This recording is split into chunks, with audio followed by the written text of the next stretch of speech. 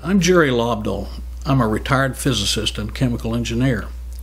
I have a BS in chemical engineering from Texas Tech, and I have extensive coursework in mathematics and physics from the University of Texas at Austin. I've had broad experience in analysis and applied research, 30-year professional history spanning physics, chemical engineering, statistical analysis and modeling, and operations research. Most of my work over the years was classified defense work, and in my retirement years I've been devoting time to continued problem solving in areas that I find of interest. I began work on the World Trade Center collapse matters in 2006 after I read Stephen Jones's paper in which he reported on the presence of the iron-rich microspheres. I had some ideas about the microspheres that made me want to write a paper on it. I did write a paper, and in July of 2007 it was peer-reviewed and published in the Journal of 9/11 Studies. So one of my problems here was what about these microspheres? What could produce them? Why are they important? Well, they're important because they are ubiquitous in all World Trade Center dust. They're not found in remains of fires. They might be a marker proving controlled demolition, and there was no available explanation of them at the time that I started this work. So what do the microspheres contain? Iron is the main element, and then it has smaller portions of aluminum, sulfur, a trace of manganese, a trace of potassium, and there may be a few other small concentrations of other items.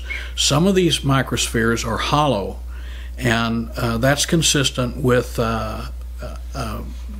beginning as droplets of iron with some sulfur inside of them that would be gas at the temperatures of the droplets. Here are some interesting things about the microspheres. They're really small. Most of them are less than about a tenth of an inch in diameter, and they're spherical, and they're found in all of the dust blown out of the buildings during collapse, no matter where in Manhattan that dust is picked up. Some of them are hollow with traces of sulfur inside, and that's consistent with gaseous sulfur at the temperature of the molten iron that these spheres are made out of.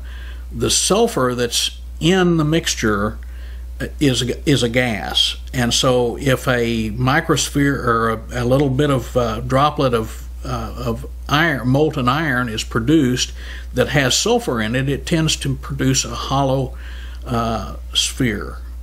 And then when the temperature decreases and the microsphere becomes solid, the gas sulfur becomes dust, and it's deposited on the inside of the microsphere. Thermite is a mixture of aluminum dust and ferric oxide in specific proportions. I concentrated on the iron oxide in my paper that I produced, so I'm going to talk about the iron. The iron oxide and aluminum produces a very, very hot iron that is molten, and when it comes in contact with steel, it melts it rapidly. The steel melts at about 2,800 degrees Fahrenheit, and thermite heats steel to about 4,530 degrees Fahrenheit. Now I want to talk a little bit about thermate. Thermate is made from thermite, and the way it is made, you add 31.4% by weight of sulfur into the mixture of thermite, and that becomes thermate.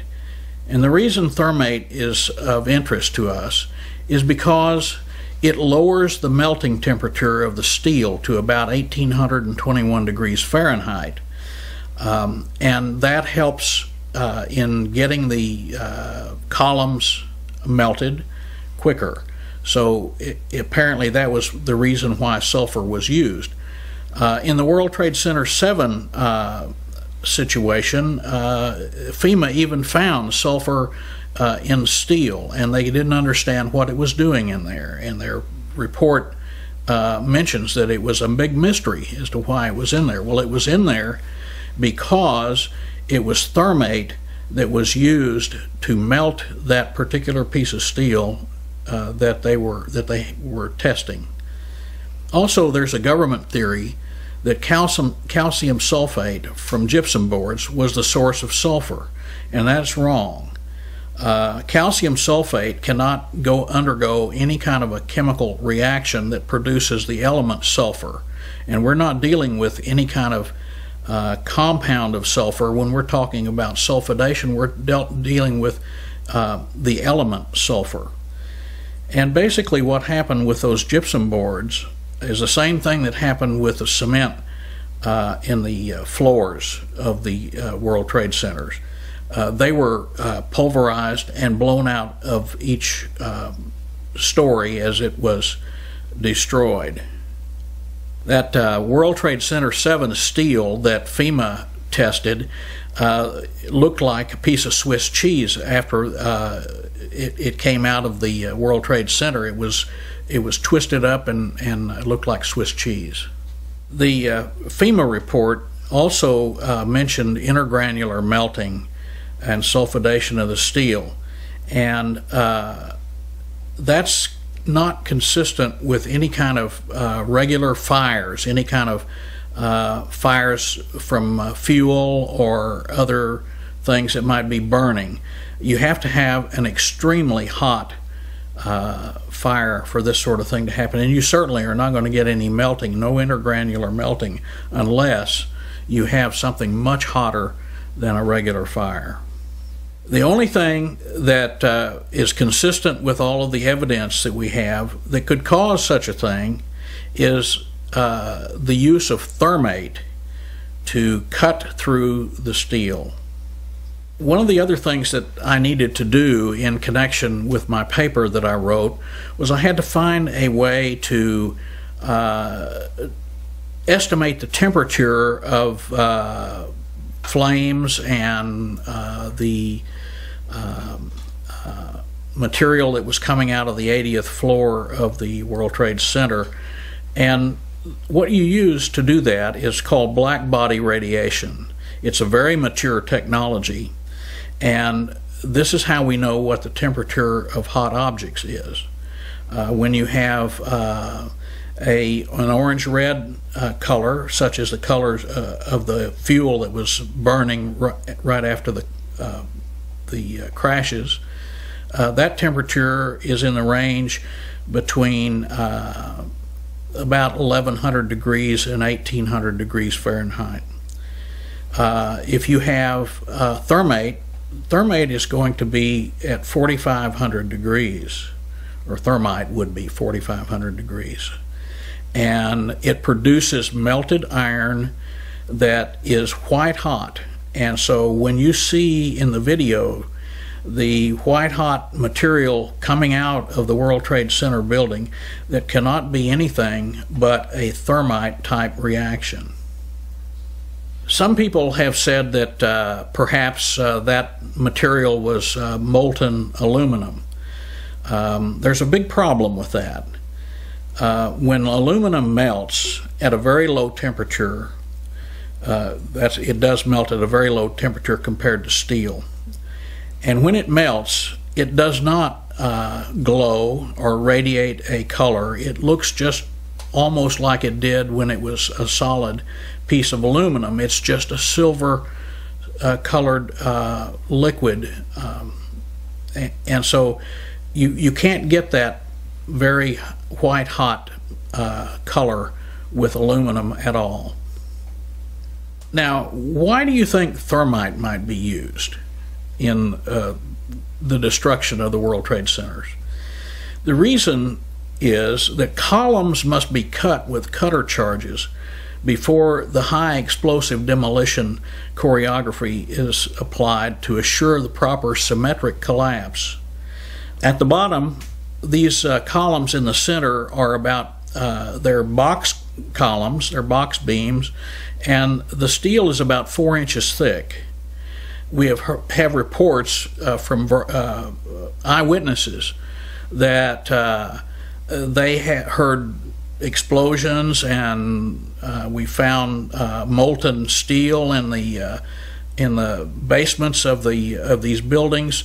This comes from cutter charges, and you have to do that before you can demolish each floor, because when you use the high explosives to blow out the material that's on the floor, you can't afford to have any of those columns remain standing, because they will apply angular momentum to this material that is falling on top of them. So you have to have them cut well, and that's why you need to use thermite.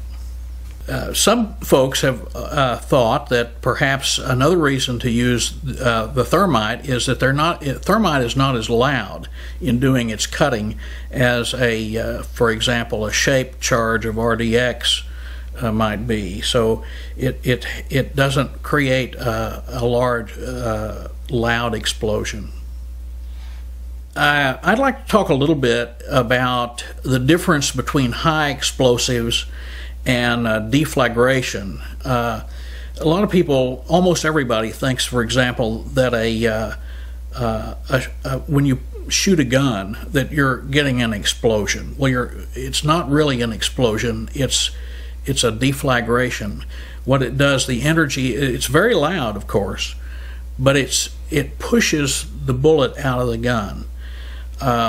So there's a range of things that we ordinarily call explosions that are really deflagrations. And when you have a high explosive like RDX, the kinds of things that I would imagine were used to blow out the contents of the floors, those kinds of things have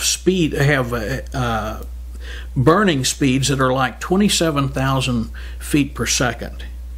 And when you're talking about thermite, you're talking about something, an order of magnitude less speed, and it's more like a deflagration than it is an explosion.